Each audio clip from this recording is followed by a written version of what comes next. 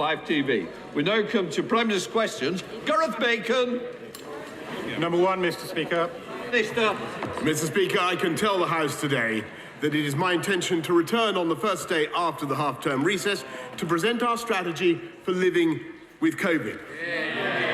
Provided the current encouraging trends in the data continue, it is my expectation that we will be able to end the last domestic restrictions, including the legal requirement to self-isolate if you test positive, a full month early, Mr. Speaker.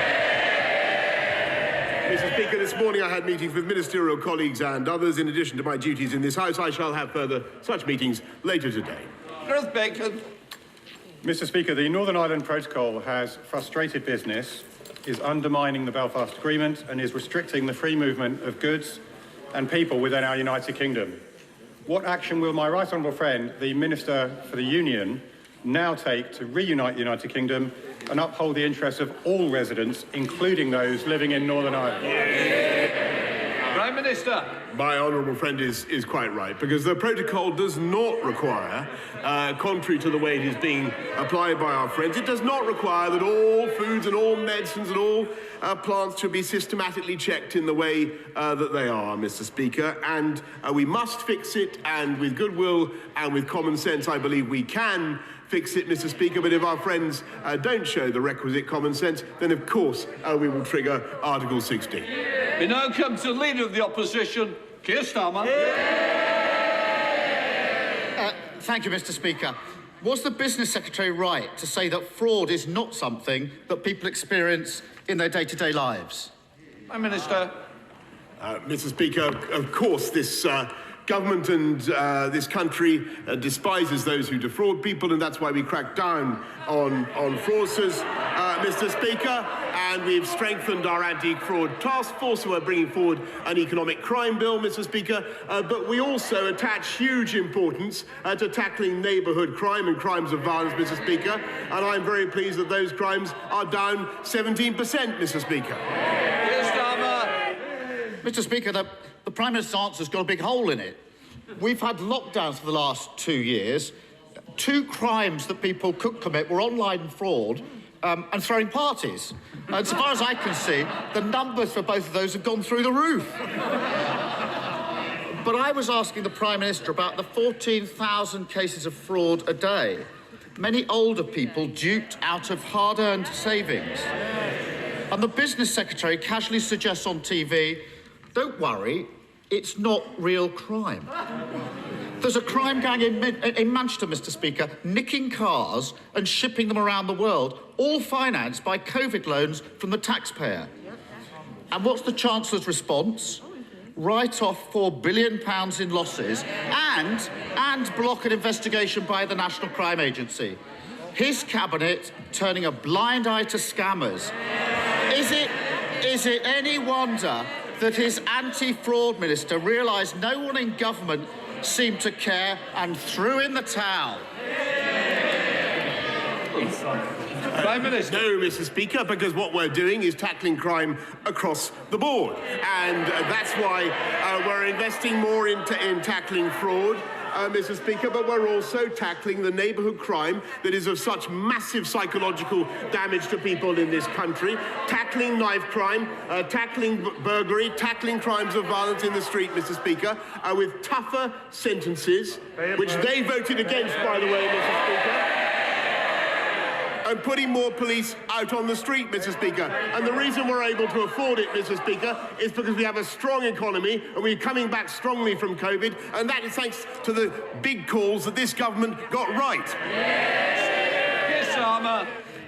Mr. Speaker, his anti-fraud minister quit, saying the failure of government to tackle fraud was so egregious that he had to, and this is his words, smash some crockery to get people to take notice. Well, it seems that the Prime Minister hasn't noticed the broken plates and the shattered glass all around him. It's almost as if he's been completely distracted for weeks. Talking of scams, households are going to have to fork out an extra £19 billion on their energy bills.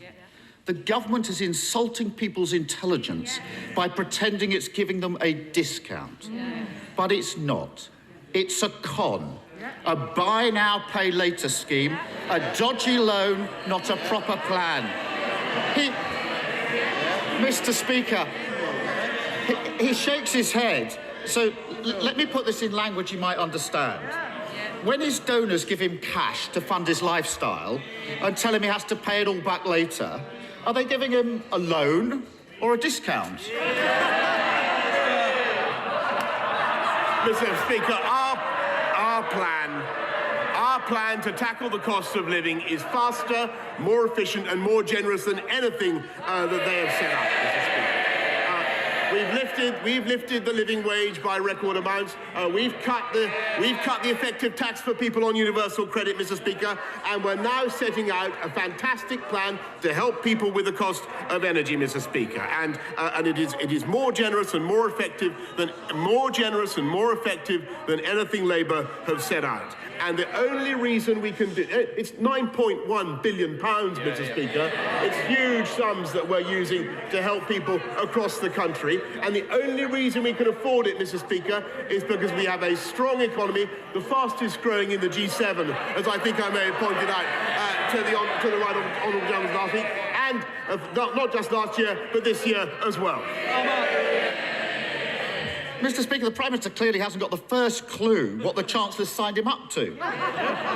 So let me help him out. His plan is to hand billions of pounds of taxpayers' cash to energy companies and then force families to pay it off in instalments for years to come.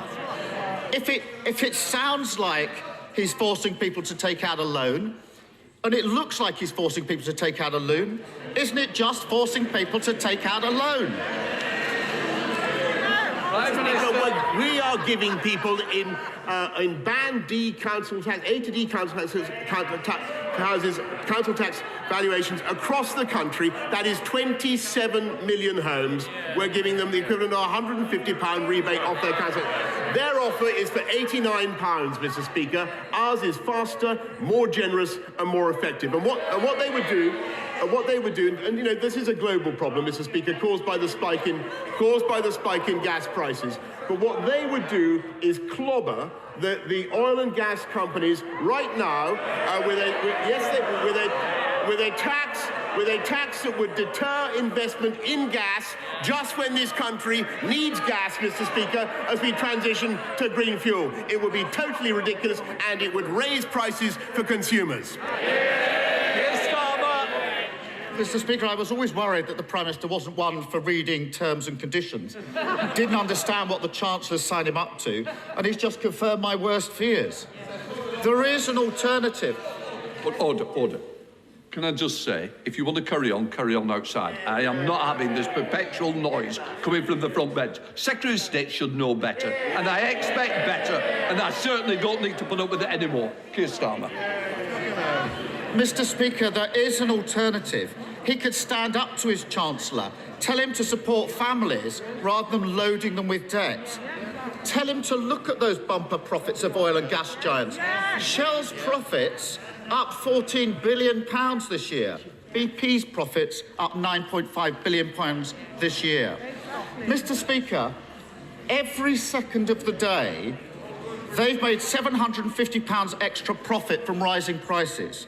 At the same time, households are facing an extra £700 a year on their bills.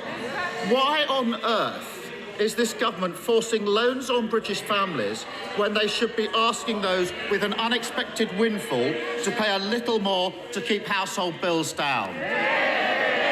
Mr. Speaker, the Labour plan would clobber supplies. It's an improvement on what I thought he stood for, which was nationalising the energy companies. Maybe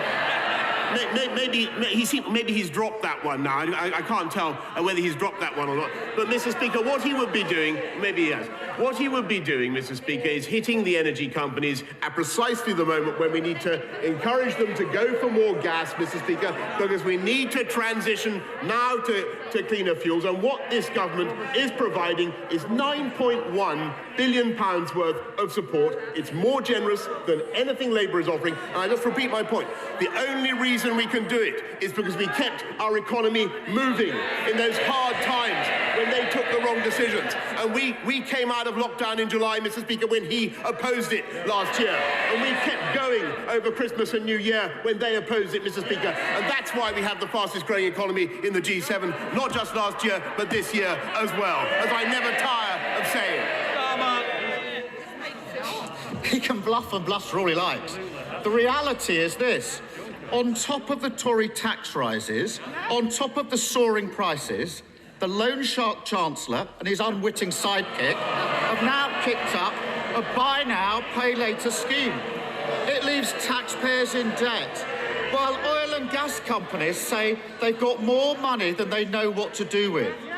It's the same old story with this government. Get in a mess, protect their mates, and ask working people to pick up the bill. But isn't he worried that everyone can now see that with this Prime Minister and this Chancellor, it's all one big scam and people across the country are paying the price? Mr. Speaker, what they can see is a government that is absolutely committed to doing the right thing for the people of this country and taking the tough decisions when Labour is calling for us to take the easy way out and spend more taxpayers' money. And, Mr. Speaker, it was this government that decided to keep going in July when he wanted to stay in lockdown. We kept going over Christmas and New Year. And by the way, Mr. Speaker, it occurs to me that we also were able to use those Brexit freedoms to deliver the fastest booster round and the fastest vaccine round. Yes, Mr. Speaker, when he not only voted 48 times to go back into the EU, yes he did, but he also voted to stay in the European Medicines Agency, Mr. Speaker. And our plan for jobs is working, Mr. Speaker. We have record low youth unemployment. Our plan for the NHS and care is working, Mr. Speaker. They have no plan at all, Mr. Speaker. Our plan for the country is working. We have a great vision, Mr. Speaker, to unite and level up across our country. They have no plan whatever, Mr. Speaker. And I say to him, plan beats no plan. We have a great plan for our country. They play politics. Thank you, Mr. Speaker. The government's £9 billion support to help with rising energy bills is most welcome. But will the Prime Minister assure the people of Anglesey and beyond that it's full steam ahead for new nuclear like Wilbur knoweth, and that this government is moving at pace on the Future Nuclear Enabling Fund so that the UK has energy security, jobs and investment right here on these shores? Yes, Mr. Speaker, I think I was only last week that I was congratulating her on maybe a couple of weeks on her fantastic advocacy for nuclear in Ismon. And don't forget, Mr. Speaker, that Labour allowed nuclear capacity to decline by 11% on their watch. I don't think maybe you've forgotten that, Mr. Speaker. We want to get back up there, and that's why there will be at least one big nuclear project this Parliament, at least one, and our nuclear financing bill will support that objective. Leader of the SNP, Ian Black. Thank you, Mr. Speaker, and I'm sure you and the entire House will want to join me in welcoming the Remembering Srebrenica campaign that launched their yearly events in Parliament last night, and we all must continue to strive for ongoing peace in Bosnia.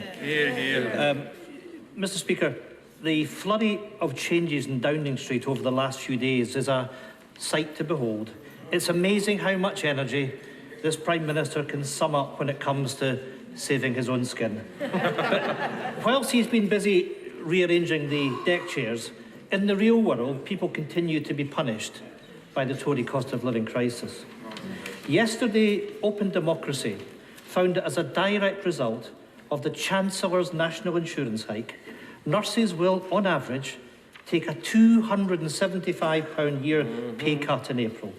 That pay cut will hit at the very same moment that soaring energy bills land, bills that have shot up £1,000 in the space of a year. It is a bill they and the rest of the public simply can't afford. So rather than the Prime Minister and the Chancellor scrapping over the Tory leadership, Will they do something useful and scrap their regressive hike in national insurance? Mr. Speaker, actually, it was interesting that the gentleman opposite didn't mention that, because I think everybody can see how vital this is. We have to clear our COVID backlogs, Mr. Speaker.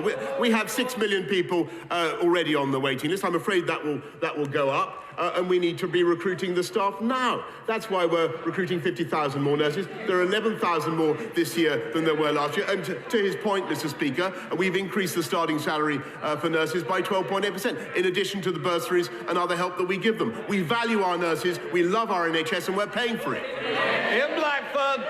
Well, actions speak louder than words, Mr. Speaker, and if he wants to reward the nurses, then he needs to pay them. They are the very backbone of the National Health Service, the very people that he's hitting with the pay cuts in April. And I shouldn't have to remind the Prime Minister that at the same time that those nurses were going into work every day to fight a pandemic, 16 different parties were happening in his government. The public know what nurses sacrificed during the pandemic, and they know exactly what this rule-breaking Prime Minister and his government were up to. So are the Prime Minister and his Chancellor seriously telling those nurses that the reward for seeing us through the pandemic is a £270 wage cut? Mr. Speaker, what we're telling the people of this country now, what fantastic nurses, is we back them all the way. And what they want is more nurses, Mr. Speaker. That's why there are record numbers in training. That's why we have 11,000 more in the NHS now this year than there were last year, Mr. Speaker. And those, I think, are fantastic investments in our country and our society. And I must say that I think it's peculiar that this, as I understand it, the Scottish Nationalist Party's approach to healthcare is now to cut off the bottom of doors in schools in Scotland in order to improve ventilation. Jane Stevenson. Thank you, Mr. Speaker. As a proud Wolverinian, I am thrilled that my city is front and centre of the government's levelling up right programme. Getting job seekers of all ages the skills they need to get into work will be vital to levelling up in Wolverhampton, and City of Wolverhampton College is already doing this at their brand new facility at Bentley Bridge in my constituency.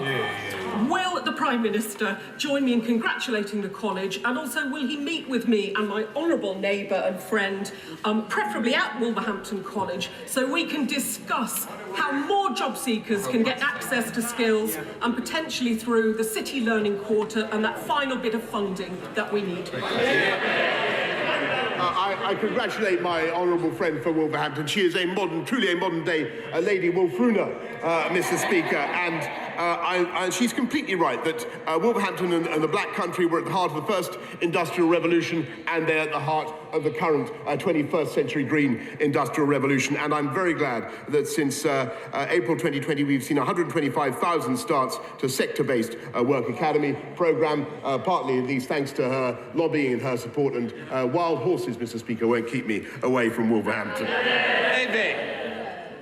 Speaker, 74-year-old Janet had £25,000 stolen by fraudsters. She told the BBC, "The money was my mum and dad's. I felt I'd let them down." For Janet, and for the 4 million people who fell victim to fraudsters and online scammers last year, fraud is a crime. So does the Prime Minister understand the hurt he and his ministers cause fraud victims like Janet when they write them out of the crime figures and dismiss fraud as something people don't experience in their day-to-day lives? Mr. Speaker, will the Prime Minister correct the record on crime figures and apologise? Mr. Speaker, I direct the House, direct you, Mr. Speaker, to what I've already said to my honourable friend, the member for Hartlepool, but he knows very, very well that this government hates fraud. It hates online fraud. We're tackling the scammers by helping people to come forward when they get an email, when they get duped. Of course, we're helping them in any way that we can, Mr. Speaker, but we are also cutting the crime that affects people up and down our country, the neighbourhood crime, dealing with the county lines drugs gangs, Mr. Speaker, and that, I think, is something he should support as well, and I'm proud that those numbers have come down by 17%. All right, Baldwin.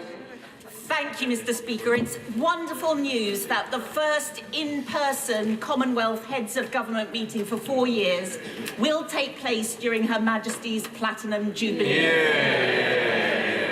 Can the Prime Minister ensure that the global learning crisis is high on their agenda?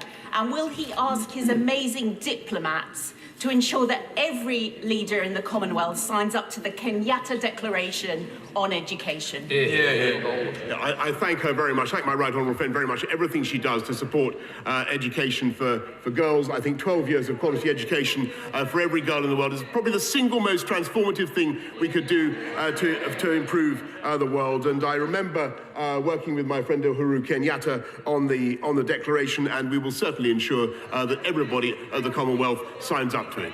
Eben Hamilton. Thank you, Mr. Speaker. Mr. Speaker, at the height of the lockdown restrictions in 2020, my constituent, who's worked for the NHS for over 30 years, was diagnosed with a tumour on her spine. Whilst in hospital undergoing painful surgery, her family obeyed the rules and didn't visit her. Mr. Speaker, in the last few minutes, a photo has emerged of the Prime Minister in Downing Street on the 15th of December 2020, surrounded by alcohol, food, and people wearing tinsel.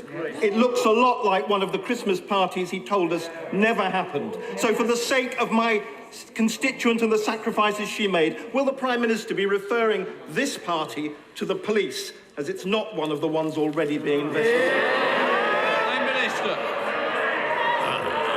I'm afraid, first of all, I'm very sorry about his constituent and for the difficulties that she's been through, and I understand very much her feelings, Mr. Speaker. But in what he has just said, I'm afraid he is completely in error. Marco Longi. Thank you, Mr. Speaker. On the 30th of September 2020, the Prime Minister joined me on a building site in Dudley on what is now the new Institute of Technology, delivering on skills for future jobs and creating opportunities across the Black Country. Will he join me in congratulating the delivery team who delivered on this amazing project, including stakeholders like Thomas Dudley and Dudley College, and will he actually come and join me in person in doing so at the nearest opportunity? Minister. Mr. Speaker, I thank my honourable friend. He is a great champion for Dudley and for the Black Country, Mr. Speaker. And I'm delighted to hear that the Black Country and Marches Institute of Technology is now open, and I will certainly keep his kind invitation in mind. Ian Paisley. Thank you, Mr. Speaker. Prime Minister, the film Belfast contains the immortal words, "If you're not listening, you probably don't understand us. And if you don't understand us, you're probably not listening." The fact of the matter is that the protocol has zero support from unionists. The fact of the matter is, and I hope the Prime Minister is listening to this, that in a divided society, a solution that only attracts the support of one section of that community will never stand. Will the Prime Minister therefore take the opportunity to speak to the Irish government, whose ambassador, Daniel Mulhern, is running around Washington,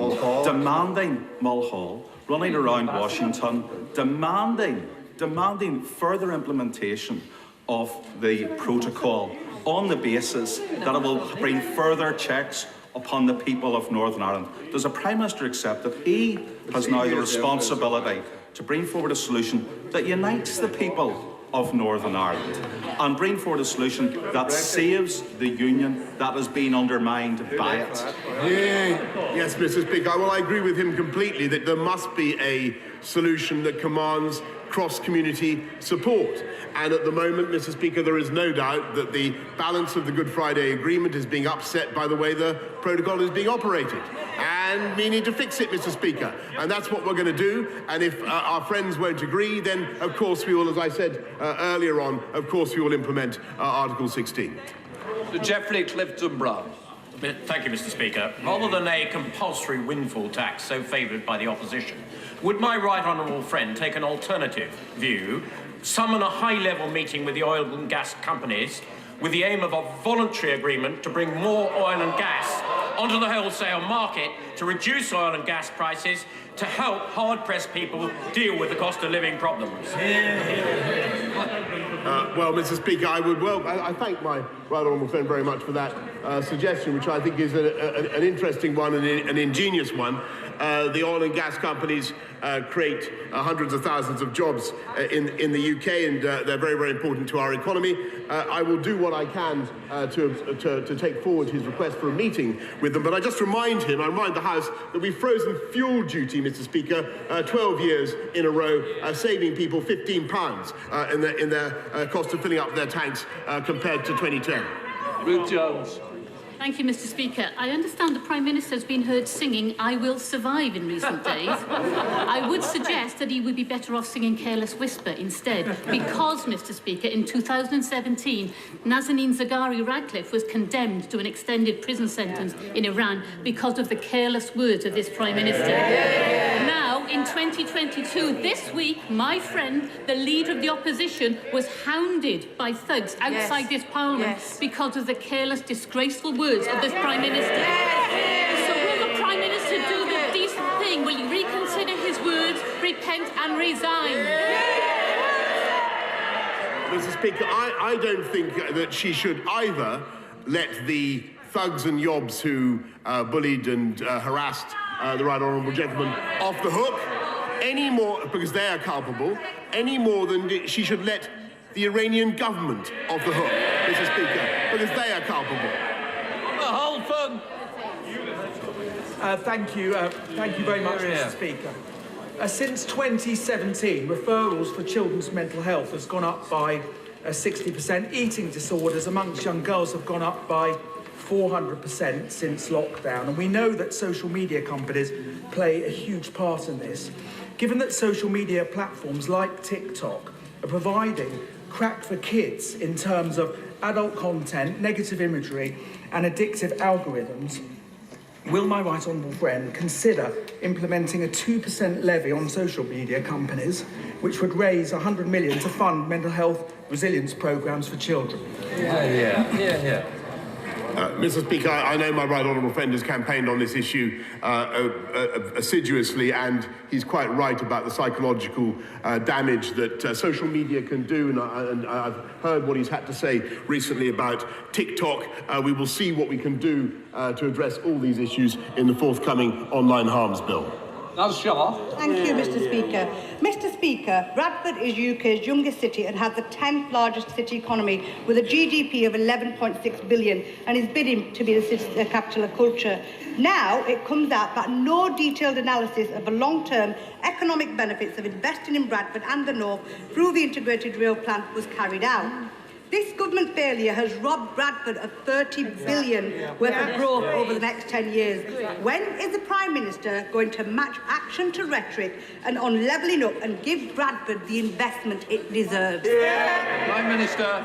Mr. Speaker, I'm afraid that she's wrong in what she says, because we're not only investing massively in Yorkshire, investing in police in Yorkshire, 640 more police, investing in education, but she's misunderstood what we said at the time of the £96 billion integrated rail plan.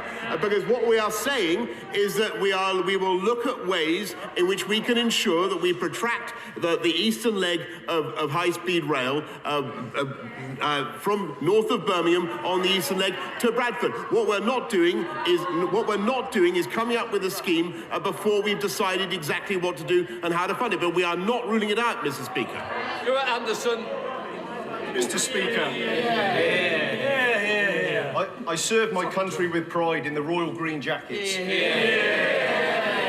I will always be a rifleman and a veteran, and I welcome the veteran strategy the Prime Minister's just brought out. But I ask the Prime Minister if veterans will always be at the heart of this government strategy, and everything can be done to see they always get what they need and are honoured. Minister. Yes, Mr. Speaker, that's why we set up an office for veterans. That's why we've ensured that veterans get preferential treatment on public transport. One of the first things I did when I became Prime Minister, Mr. Speaker, and it's why we make sure that veterans receive particular support and encouragement in employment. We encourage employers to take on veterans as well.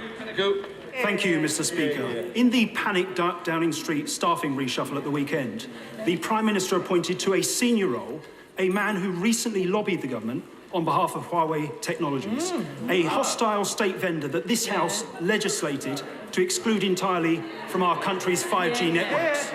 Given the number 10 Director of Communications has, by definition, access to some of the most sensitive government information, can the Prime Minister tell the House whether Mr. Harry's present role requires enhanced developed vetting and strap clearance, and whether he has gone through the necessary checks to provide for that level of clearance before he took up his post? Minister. A curious question to come from the benches that contain someone who took, I think, £586,000 from the Chinese government to support his office. But, Mr. Speaker, what I can tell him is that this government took the brave and necessary step of making sure that we excluded Huawei from our critical national infrastructure, and that, Mr. Speaker, was the right thing to do, whatever he's saying. Thank you very much, Mr. Speaker. Can I ask the Prime Minister a question about Sue Gray's report? I asked him, well, colleagues may groan, I'm only asking this question because I asked the Prime Minister last week and I didn't get a straight answer. It's important because it's about those who make the law obeying the law. The Prime Minister wants to be judged on the facts, and that's right.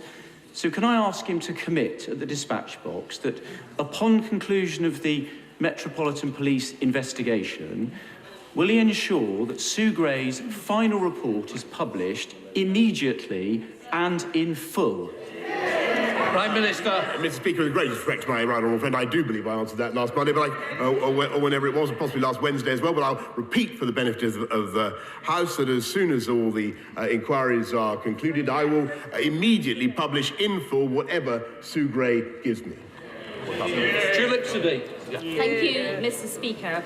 I understand that the UK government signed an agreement with the Iranian authorities last summer that would have resulted in the payment of the £400 million that we owe Iran and the release of my constituent, Nazanin Zaghari-Ratcliffe. That agreement fell through and the debt still hasn't been paid. Mr. Speaker, this case urgently needs the Prime Minister's attention and personal intervention. So could I ask the Prime Minister, will he meet personally with me and with Richard Ratcliffe? I don't want to meet his colleagues. I want to meet with him personally to find out why the agreement fell through and why Nazanin Zaghari-Ratcliffe still isn't home after 6 long years. I thank her very much. I thank her also, by the way, for all the hard work she does on behalf of Nazanin. We remain committed to securing the release of Nazanin and all the very difficult consular cases that we have in Iran. As she knows, the IMS debt is difficult to settle and to square away for all sorts of reasons to do with sanctions. But we will continue to work on it, and I will certainly make sure that we have another meeting with Richard Ratcliffe in due course. Natalie Alford. Mr. Speaker, Dover is once again beset by miles of traffic jams along the motorways, affecting residents and local businesses alike.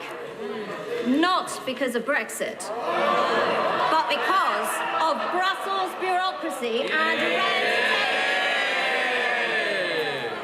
Will my right honourable friend, the Prime Minister, meet with me to discuss how we can invest in our local roads, in the M2, in the M20 and the Dover Tap to unclog that road once and for all, and also to get rid of the unnecessary red tape for a trading global Britain? Prime Minister. Yes, Mr. Speaker, she's absolutely right in what she says. As the economy rebounds, we're seeing all sorts of pressures, but we do need to make sure that we clear bottlenecks everywhere in our system, and that's what we'll do. Gerald Jones. Thank you, Mr. Speaker. I'd like to refer to the Prime Minister's answer to my honourable friend member for Leeds North East. The photograph referred to is all over social media. Everybody can see the photo. The Prime Minister is in the photo. So can I ask him again, will he refer to the matter to the police? Because this is not one of the parties already being investigated by the Metropolitan Police. Prime Minister. That's precisely the point, Mr. Speaker. It already has been. That event already has been submitted for investigation. That ends Prime Minister's questions.